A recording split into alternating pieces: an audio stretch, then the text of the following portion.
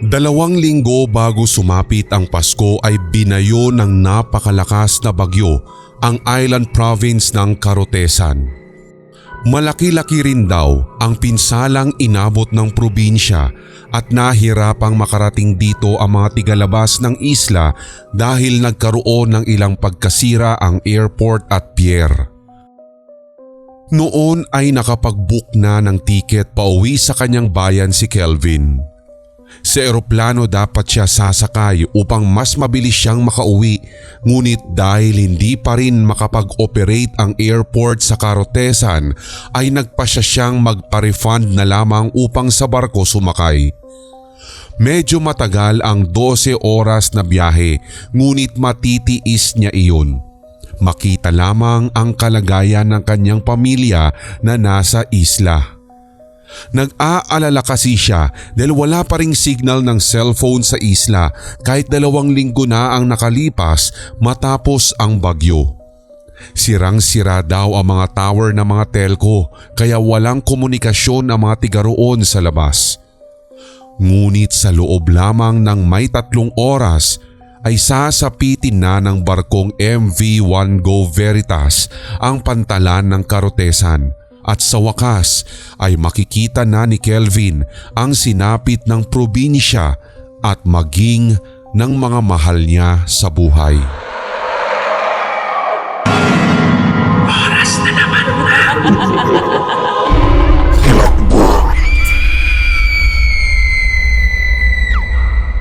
Alas 3 ng madaling araw ang daong ng barko sa Carotesan. Noon ay alas 12 na ng hating gabi, eksaktong Disyembre 25 na. Pasko na. Inabot na sila ng Kapaskuhan sa gitna ng karagatan. Tumunog ang PA system ng barko at nag-anunsyo iyon ng pagbati sa Kapaskuhan. Bilang pagdiriwang daw ng kapanganakan ni Jesus ay inaanyayahan ng lahat ng pasahero na magtungo muna sa first class dining hall ng barko. May maliit na salo-salo at pagdiriwang daw. Tutugtog ang live band at ang mga nakatatanda ay mabibigyan ng tig-iisang libreng beer para sa pagdiriwang. Napapalakpak ang lahat kabilang na si Kelvin. Economy class kasi ang kanyang tiket. Kasama niya sa iisang silid ang humigit kumulang 30 pasahero. Ang kanilang dining area ay parang kantina kung saan may mahabang bench at mesa na kasya ang 10 katao. Iba sa first class dining hall na may tig-iisang mesa na kaya lamang mag-accommodate ng hanggang 4 na katao. May tigasilbi rin sa first class, samantalang self-service naman sila sa economy. Ang saya-saya niya. Minsan sa kanyang buhay ay mararanasan niyang makakain sa first class. At higit pa roon ay may libreng beer. Kahit papaano ay dama ang espiritu ng Kapaskuhan sa barko, dala na rin ang mga dekorasyon, gayon din ang tugtuging pampasko. Ang video okay ay tinambayan na nga ng mahihilig kumanta at pawang pamaskong awitin ang binabanatan. Sumasabay sa video okay ang live band at talaga namang napakaingay. May mga batang tumatakbo at naghahalakhakan pa. Nang walang ano-ano ay biglang gumaralgal at tila nagboses hayop ang umaawit sa video okay. Nakakatakot ang tunog na nalikha noon kaya may ilang bata rin ang otomatikong napaiyak. Ang umaawit naman ay nagulat at nabitiwan ang mic. Gumulong pa iyon palapit sa speaker ng video kay machine kaya nagkaroon ng napakalakas at napakatinis na feedback. Napatakip sa tenga ang lahat ng nakarinig. Mabuti na lamang at isang crew ang nakakuha kaagad sa mikropono at otomatikong in-off iyon. Saglit na katahimikan ng sumunod na dali-dali rin namang napuno ng tawanan. Ang iba ay nagkomento pang, Akala ko dudugo na yung eardrums ko ah. Nagulat ako. Akala ko kung ano na. May pahabol pa nga sa Halloween no. At nagkatawanan ang mga pasahero. Tuloy ang kasiyahan. Samantalang si Kelvin ay nanahimik na lang sa isang tabi upang ikalma ang sarili. May trauma siya sa malalakas at nakakatakot na tunog kagaya ng narinig nila kanina. Naalala niya noon sa isla. Panahong pinagbubuntis pa lamang ng kanyang ina ang bunso nilang kapatid. Sinalakay sila ng isang mabalasik na aswang na may nakakatakot at malakas na tinig. Napabuga siya ng hangin. 19 anyos na ngayon ang bunso niyang kapatid at sana naman ay ayos lang ito at ang buong pamilya nila. Nagtungo siya sa deck upang tanawin ang isla. Ilang oras na lamang at dadaong na sila kaya naman kitang-kita na iyon. Madilim ang kalakhan ng karotesan dahil hindi pa 100% na naibabalik ang kuryente.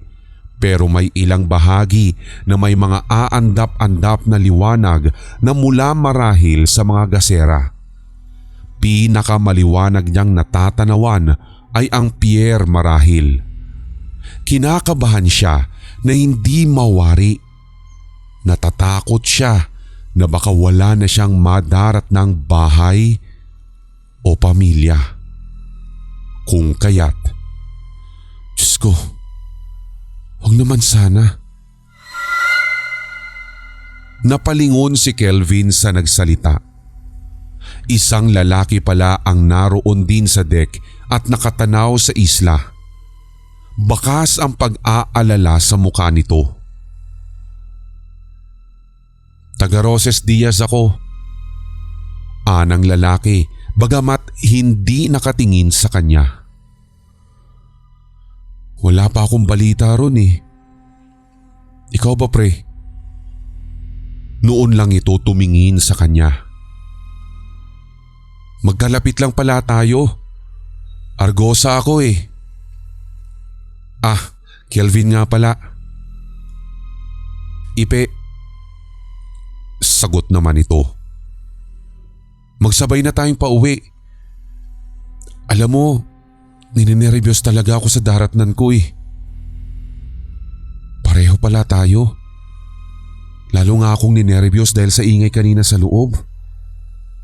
Naalala ko yung trauma ko eh. Natawa si Ipe. Ako nga rin. Hindi ko alam kung bakit pero bigla ay parang hindi maganda yung kutob ko. Nilabas nito ang cellphone. Tumitig doon at pumalatak. Wala pa ring signal kahit malapit na tayo. Sira pa rin nga raw mga tower dun eh. Sa media nga lang ako nakakabalita sa karotesan kaso bibihira pa rin. Kaya nga pre no, grabe yata talaga ang pinsala sa isla. Ilang sandali ang nagdaan at narinig nila ang anunsyo mula sa PA system. Nagsalubong ang mga kilay ni Kelvin nang sabihin ng announcer na madidelay ang kanilang pagdaong ng ilang sandali dahil sa kaunting aberya sa pier. Nagkatinginan sila ni Ipe at nagtatakang tumanaw sa pier sa hindi kalayuan. Maliwanag doon dahil nakabukas lahat ng ilaw, ngunit wala silang makitang paggalaw o anuman. Kahit mga truck o maliliit na ilaw na mga bangkang pangisda sa paligid ay wala. Noon ay may ilang pasahero pa ang lumabas sa deck upang silipin ang pier. Nagtataka na rin ang mga ito sa aberya. Ayon sa usapan ng iba, ilang oras na raw na sinusubukang makontak ang Port Authority, Coast Guard at kahit sino. Pero puro static lang ang lumalabas sa radyo. Nagpatuloy ang anasan at kanya-kanyang kuro-kuro ng mga pasahero sa deck. Tanong tuloy ng isang matandang babae na nakasilip sa pagitan ng mga pasahero. Parang walang tao sa pier ano? Inaalam pa po natin, Nay. Sabi ng isang crew na lumabas din pala at pilit na pinapanatag ang mga pasahero. Sige po, balik na muna kayo sa loob. Iaanunsyo namin kapag handa ng dumaong. Sumunod naman ang iba. Ngunit may ilang naiwan pa rin sa labas gaya ni na Kelvin at Ipe na nananatiling nakasandal sa railing habang nakatanaw sa pampang na napakalapit na. Lumipas ang halos kalahating oras bago muling tumunog ang PA system. Ayon doon ay magsasagawa na ng pagdaong ang barko kahit na walang tumutugon mula sa pier. Anumang pag-alog daw na madarama ay sa kadahilanang medyo magaspang na ang alon sa may kababawang tubig. Ngunit wala naman daw dapat ipag-alala dahil hindi sila sasadsad sa batuhan. Kahit papaano daw ay malalim pa rin ang tubig na kanilang babaybayin. Mahihirapan lamang silang dumaong dahil walang pag-asiste ng tugboat. Pinayuhan lamang silang iayos na ang kani-kanilang mga gamit. Tahimik na sumunod ang lahat, pero may ilang bulungan pa rin. Bakit daw kaya pipilitin pang dumaong kung walang tao sa pier? Dapat daw ay bumalik na lamang sa Maynila o kaya ay dumaong sa iba pang pier. Baka raw may masamang mangyari at masamang nangyari na sa isla kung kaya't walang katao-tao. Pilit na pinakakalma ng mga crew ang mga nag-aalalang pasahero. Pati nga si Kelvin ay lalong umariba ang kaba. Patuloy din na umiikot sa kanyang isipan kung ano nga kaya ang nangyari sa isla. Habang mabagal na lumalapit ang barko sa pantalan ay lalong luminaw sa lahat na wala talaga ni isang tao roon. As in walang guard, walang manggagawa, walang kahit isang sasakyan na kumikilos. Lahat ng ilaw ay nakabukas lamang na para bang nakaligtaan lamang patayin. Parang ghost town na ah. Bulong ni Ipe. Unti-unti nang dumidikit ang MV1 Go Veritas sa pier. Maririnig na ang utos mula sa mga tripulante ng barko. Harbor line, secure the rope! Starboard, steady! At kumalampag lamang ang bakal kasabay ng ulat ng isang crew. Sir, walang sumasalo ng tali! Sumilip sina Kelvin sa ibaba at totoo nga.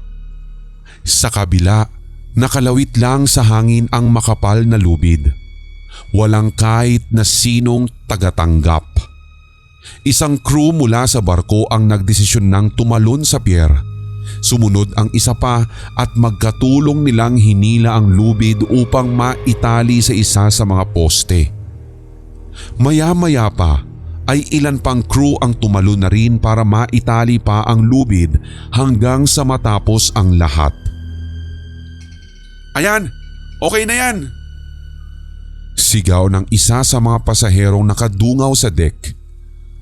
Nagpalakpakan ang ilan. May naghiyawan pa sa labis na galak na nakadaong na ang barko. Nagpatugtog muli ang banda sa loob at umawit pa nga ng Feliz Navidad. Napangiti na lamang sina Kelvin at Ipe na kapwa sinakbit na sa kani-kanilang mga balikat ang tig-isang bag. May dala rin silang maliliit na kahon na naglalaman ng pasalubong sa mga kamag-anak. Nakapwesto na sila sa taas ng hagdan ng barko. Ang mga crew sa ibaba ay sila na rin nag-aasikaso ng gangway o ng karagdagang hagdan na bababaan ng mga pasahero sa pinaka-pier. Excited na bumaba ang lahat. Samantala sa loob naman ng port warehouse ay napalingon ang isang tripulante nang makarinig ng kaluskos mula roon. Nahagip ng kanyang paningin ang anino ng isang tao na nakatayo lamang at agad niya iyong sinigawan ng, "Boss!" Napalingon ang iba pang crew na nasa ibaba rin, maging ang mga bumababang pasahero. "Boss! Chief! Sandali! Anong nangyari dito?" Sigaw pa ng crew at tumakbo palapit sa tao. Sumunod dito ang iba pang crew na naghahanap din ng sagot, ngunit napahinto sa paghakbang ang mga ito nang walang ano-ano'y sinakmal ng lalaki ang leeg ng crew na kaharap nito. Natulala na lamang ang mga nakakitang tripulante. Iglap lamang at ilang anino pa ang sumulpot mula sa loob ng warehouse. Mabagal na naglalakad at gumagapang ang mga iyon, ngunit lahat ay sumisingasing. Nagsigawan ang mga crew at nagtakbuhan pabalik sa barko. Ang mga pasaherong nakababa na at naglalakad ay nataranta sa mga sigawan kaya napahinto at napatingin sa mga tumatakbong crew. Nagtanong pa nga ang karamihan kung ano ang nangyayari, subalit ang sagot ng mga ito'y, "Takbo! Takbo! Tumakbo kayo!"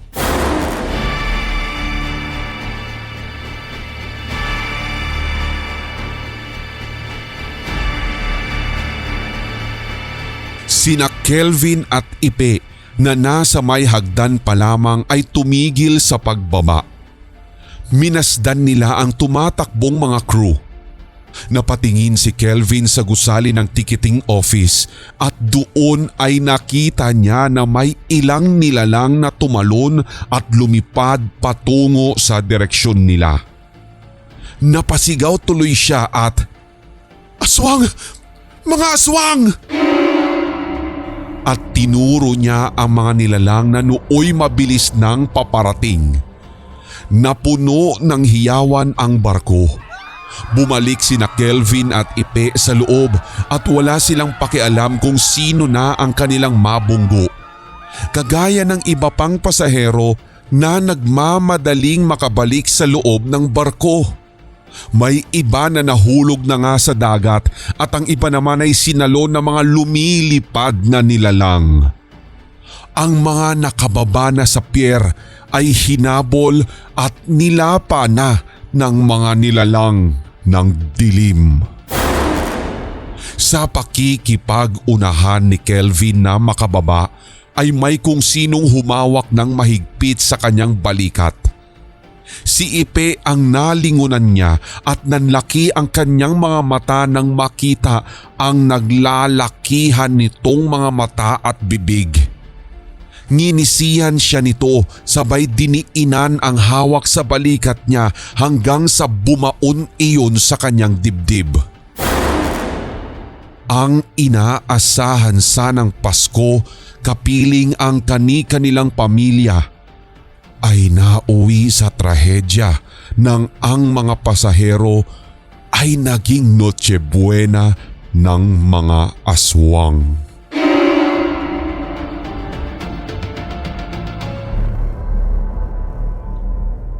Isang araw bago ang pagdaong ng MV1 Go Veritas.